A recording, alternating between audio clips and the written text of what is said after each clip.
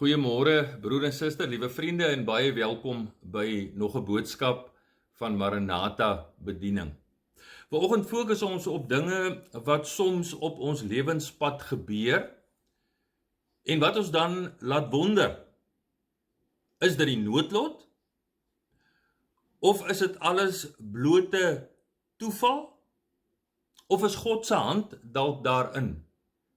En moet ons dit dalk eerder toeskryf aan God se voorsienigheid?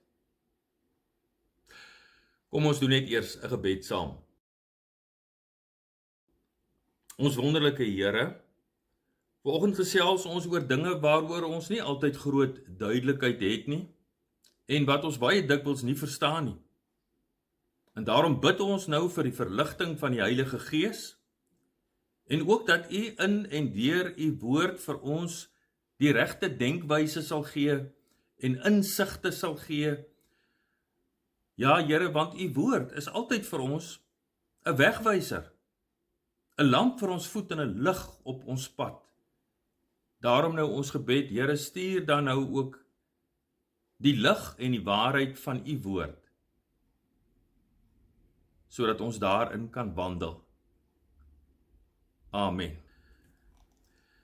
Liewe vriende, ons skriflesing Matteus 10 vers 29 tot 31. Is 2 mossies nie vir 'n sent te koop nie? En tog sal nie een van hulle op die grond val sonder die wil van julle Vader nie.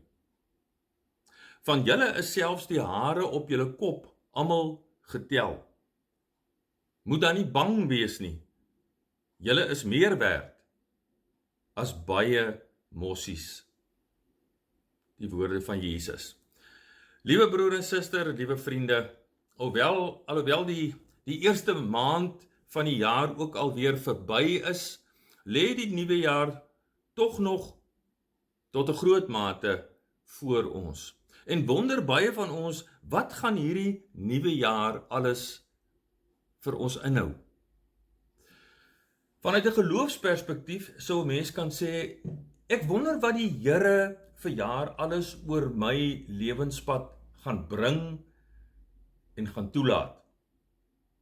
Ander mense sou dalk weer wonder wat die noodlot vir hulle gaan meebring. Mense wat glo dat hulle lotgevalle eerder aan dinge soos toeval of die geluksgodin toegeskryf moet word. So, liewe vriende, hoe dink ek en jy oor die lewe? En hoe moet ons as gelowiges dink oor alles wat op die lewenspad met ons gebeur? Broer en suster, ons praat vandag oor die baie belangrike saak van die voorsienigheid van God.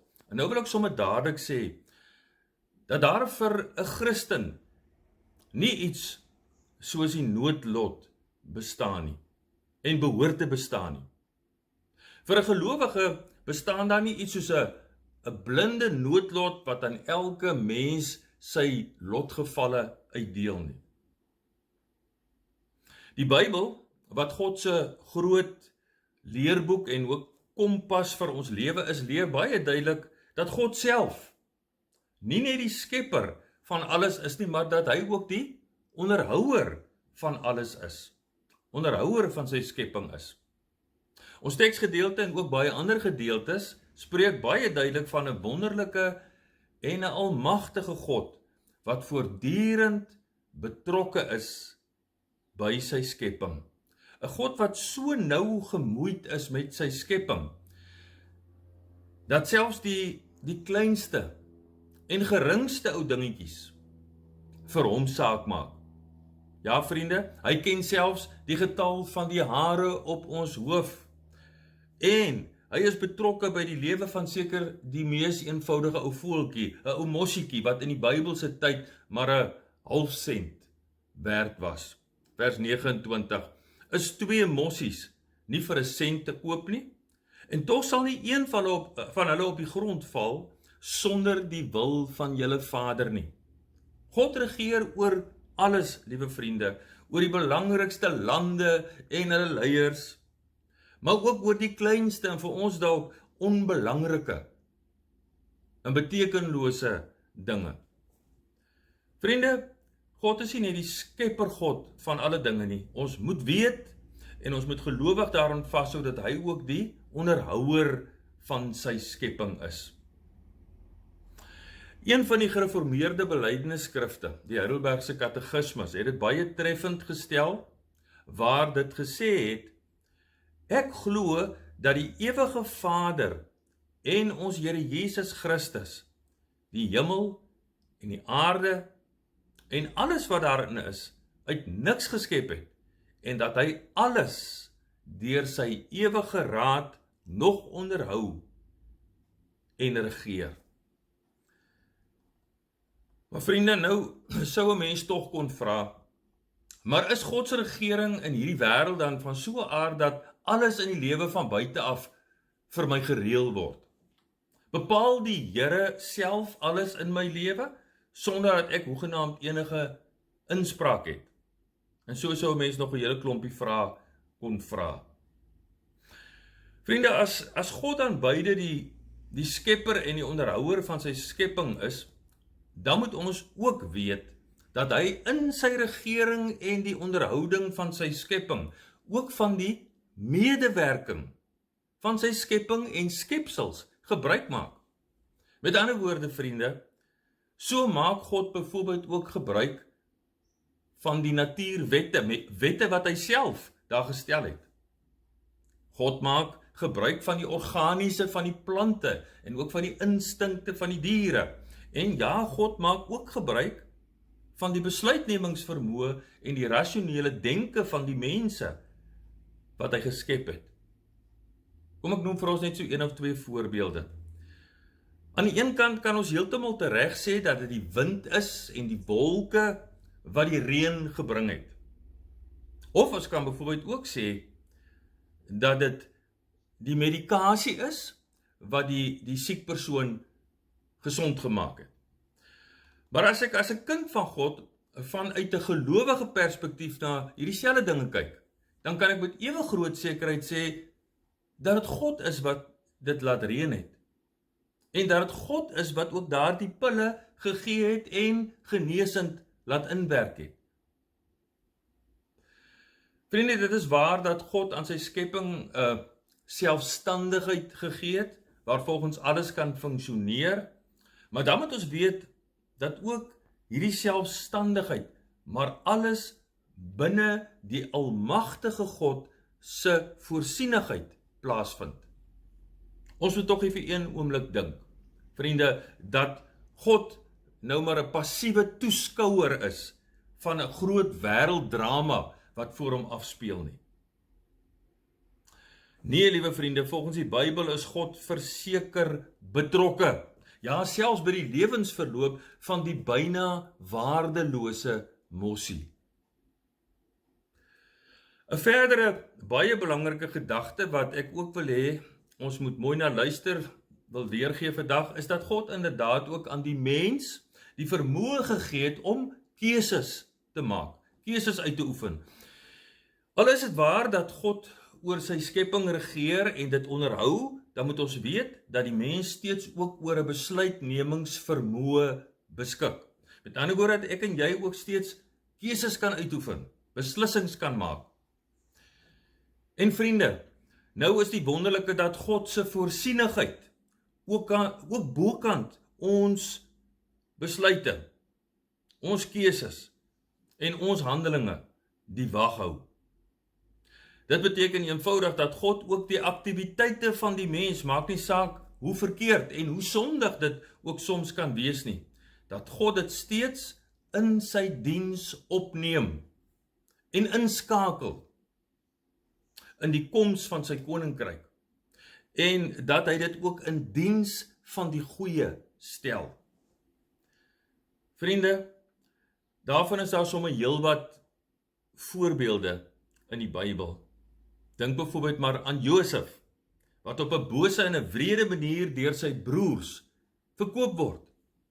Maar dit sou die Here gebruik tot redding van sy volk. En aan die einde van sy dramatiese lewe merk Josef dit dan self ook teenoor sy broers op, julle wou my kwaad aandoen, maar God wou daardeur goed doen. Hy het gesorg dat 'n groot volk nou in die lewe gebly het. Genesis 50 vers 20. Nog 'n voorbeeld sou Judas se daad van verraad teen Jesus wees. Dit was sekerlik 'n baie bose daad, maar tog was dit ook ingeskakel by God se raadsplan om 'n verlosser aan die wêreld te voorsien. Vriende, as ons wonder oor al die dinge wat in hierdie wêreld met ons gebeur, dan moet ons natuurlik ook rekening hou met die aanwesigheid van die bose in hierdie wêreld. Die bose wat voortdurend daarop uit is om teëspoed te bring en wat afbreekend werksaam is in God se skepping. Maar al is die bose 'n besliste faktor en 'n realiteit in hierdie wêreld, en dis ook 'n dinge wat in ons lewens gebeur, bly die Here steeds in beheer. En kan ons seker wees dat daar niks is wat met ons sal gebeur as die Here dit nie toelaat en in sy diens gebruik nie. Die Bybel leer immers baie duidelik vir ons dat baie van die bose planne wat die duiwel beraam, doodgewoon deur die Here verhinder word. So byvoorbeeld het die Here gekeer dat die seentjie Moses nie deur die bloeddorstige koning Farao vermoor is nie. En dink ook maar aan hoe God vir Daniël in die leeukuil beskerm het, en ook Daniël se vriende in die brandende vuuroond. En ek sou sekerlik nog 'n hele paar voorbeelde kon noem. Ons almagtige Here bly in beheer, en hy laat hom nie deur die bose planne of deur die planne van die bose van stryk bring nie. Vriende, in ons almal se lewens kom daar ook soms onaangename dinge en hartseer dinge op ons lewenspad. Maar dan moet ons vashou daaraan dat God wel soms ook in sy alwysheid en met 'n goeie doel pyn en lyding in ons lewens toelaat. In plaas daarvan dat ons God dan daarvoor verkwalik en opstandig raak, moet ons veel eerder berus in die wete dat God ook vir ons soms beproef en deur lewenstoetse laat gaan, maar dat hy altyd alles ten goeie laat meewerk vir die wat hom liefhet, die heerlike waarheid van Romeine 8 vers 28. En in Matteus 10 vers 31 verseker die Here Jesus ons dat ons veilig is in die hande van ons hemelse Vader. Wanneer hy vir ons sê, moet dan nie bang wees nie. Julle is baie meer werd as baie mossies. Dieselfde troosryke belofte kry ons ook in Matteus 6 vers 26 waar dit handel oor die sorge van die lewe. En dan sê Jesus vir die gelowiges, kyk na die wilde voëls. Hulle saai nie en hulle oes nie en hulle maak nie in skure bymekaar nie. Julle hemelse Vader sorg vir hulle. En dan sê hy hierdie baie belangrike woorde, is julle dan nie baie meer werd as hulle nie? Vriende, net 'n laaste gedagte ook oor die rol van gebed binne God se voorsienigheid. Want vriende, ook ons gebede word geakkommodeer en opgeneem in God se voorsienigheid. Die woord sê immers ook baie duidelik dat die gebed van 'n gelowige 'n kragtige uitwerking het. Jakobus 5 vers 16. Die ou Afrikaanse vertaling het daar gesê, die gebed van die regverdige het groot krag. Die Here betrek en gebruik ook ons gebede, en hy maak dit deel van sy versorging en van sy voorsiening.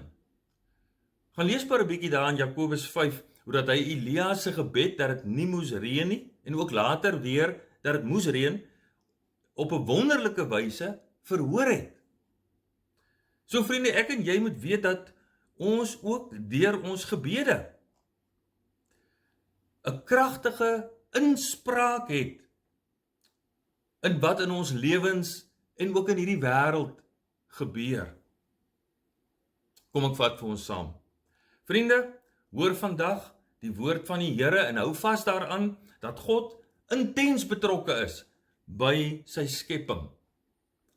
Van die grootste tot die kleinste gebeurtenis. Niks vang hom onkant nie. Hy is volkome in beheer, al lyk dit nie altyd vir ons so nie. En as hy selfs by die kleine mossie betrokke is, hoeveel te meer is hy nie ook in jou en my lewe betrokke nie.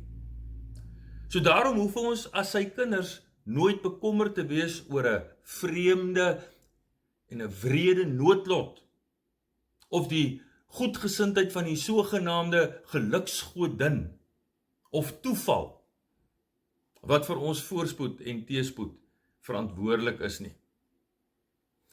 In die woorde van artikel 13 van die Nederlandse geloofsbelijdenis, ons glo dat die goeie God, nadat hy alle dinge geskep het, dit nie laat vaar of aan toeval of geluk oorgegee het nie, maar dat hy dit volgens sy heilige wil so bestuur en regeer, dat in hierdie wêreld niks sonder sy beskikking gebeur nie. Daarom, liewe vriende, hoef ons nie ons te bekommer oor die toekoms en wat die nuwe jaar ook dalk verder vir ons mag inhou nie.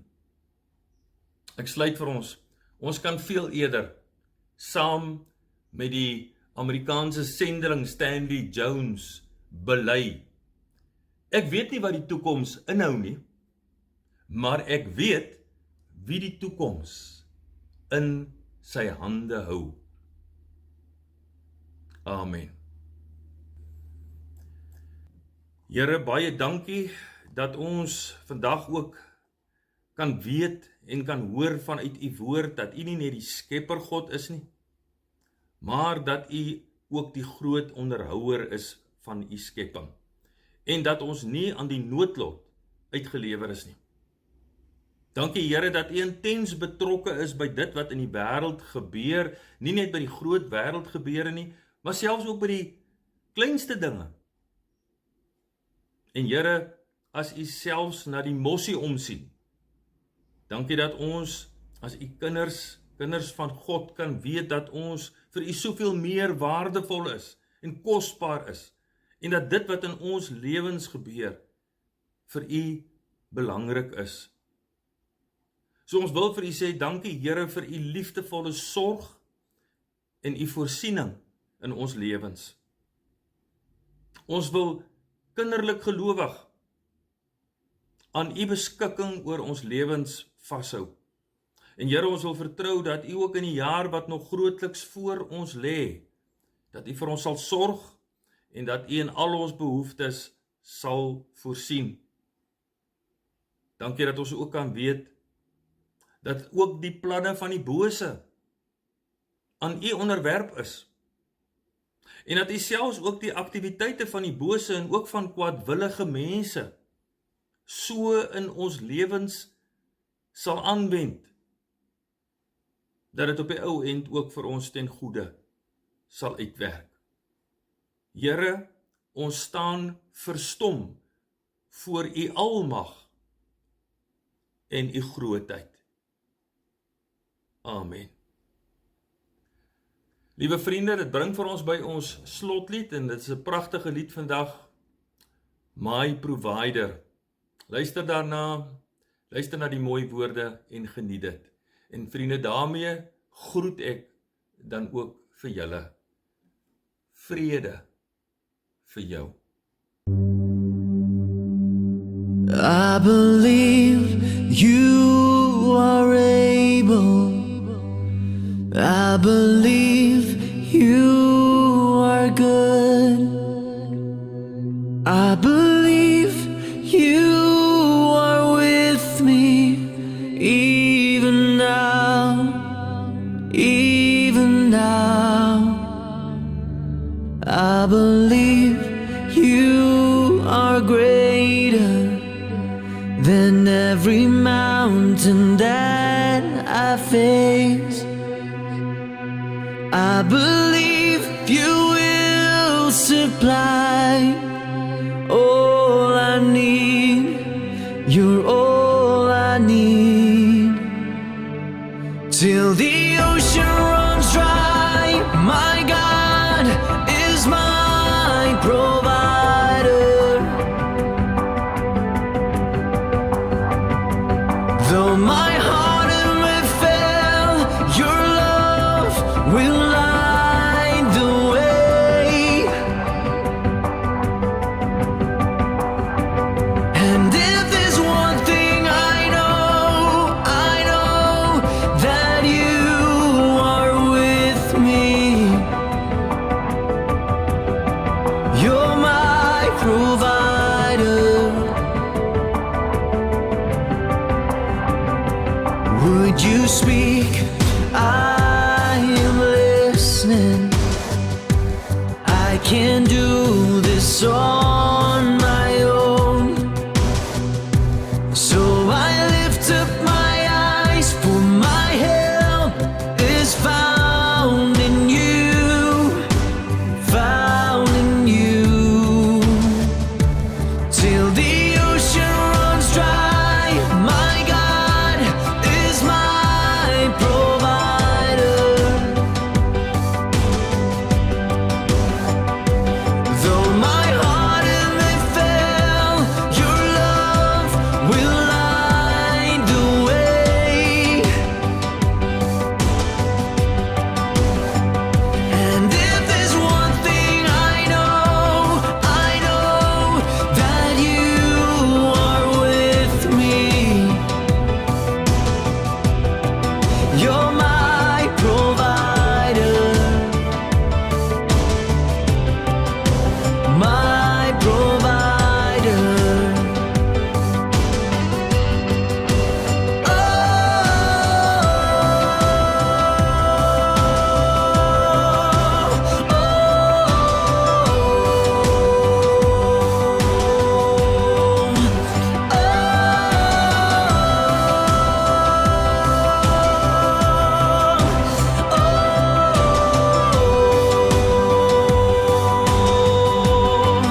You're my provider, my provider. I believe you are able. I believe you